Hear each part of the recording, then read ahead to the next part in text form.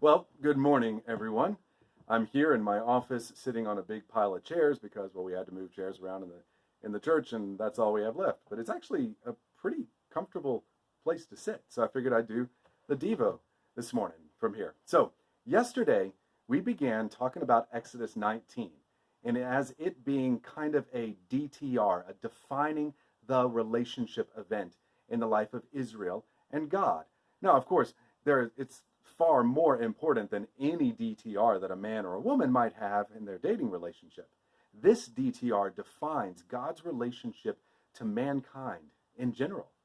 But even though it's more important, it still has basic elements of any DTR, all DTRs that happen. A statement about the past relationship, what the present relationship looks like, and what the future relationship will look like. And because of that, it puts parameters around the relationship. And those parameters are ones that define it. Those parameters are still the parameters that are around our relationship with God. So let's think about the past part of it today. We'll look at the other parts in future Devos. All relationships have a past to them. Again, using the DTR analogy, by the time a guy and a girl get to the point of having that conversation, they've had some kind of relationship. Even if it's simply a friendship where they've gotten to know one another better. Even when marriages were arranged between families, there was a past relationship between the families of the individuals. Well, God's past relationship to Israel, God's past relationship to us is pretty simple, but also incredibly profound. Verse 4 of Exodus 19, you yourselves have seen what I did to the Egyptians and how I bore you on eagle's wings and brought you to myself. Simply put, God saved them out of slavery, and he did the same for us. Yet, we can still break this down here. And I think we can break it down into three aspects. First, God fought for them, and he fought for us. You see, what did God do to rescue them? Well, nothing less than defeating the gods of the Egyptians, humbling the most powerful man in the world, overwhelming the most powerful nation in the world. And he did it all himself. The Israelites added nothing to the rescue except for the fact that they needed to be rescued. In our relationship with God, it's the same. Jesus came for us when we didn't ask for it. He lived the perfect life that we could not live. He died the death that we deserve. He fought sin, death, and the devil on the cross.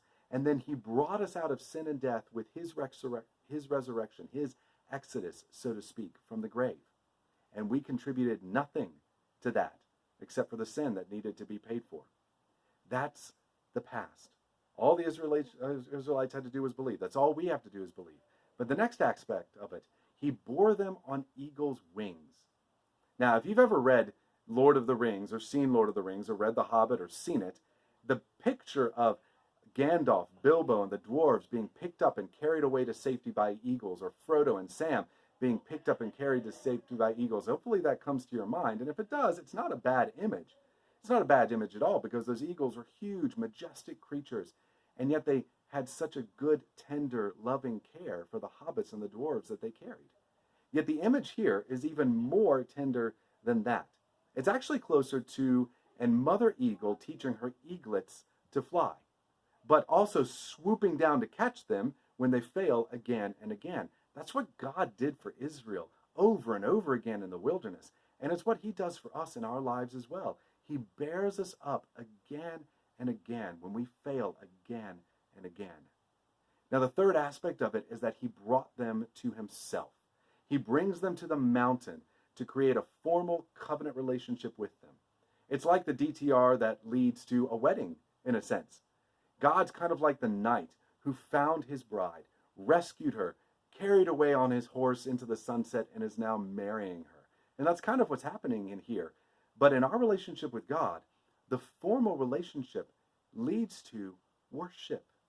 The main part of relating to God is worshiping him, loving him, showing our thankfulness to him through worship. It's how we respond to his rescue. That's the way the book begins, or that's the way this whole book goes. It begins with God's rescue. It ends with worship from chapters 20 and following. And that's the way our lives ultimately go. God redeems us, and then worship begins. And eventually in the future, which we'll talk more about later, we will continue to worship God. And we will do it perfectly. It's what we're destined for and destined to do in the new heavens and the new earth.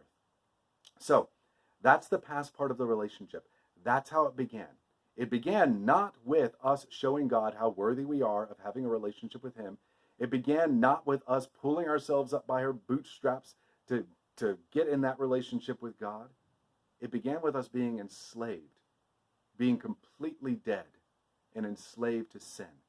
God having mercy, God fighting for us, God carrying us like a mother eagle, God bringing us to himself. It began that way for Israel, and it begins that way for us. So, you guys think about that, and I'll see you tomorrow.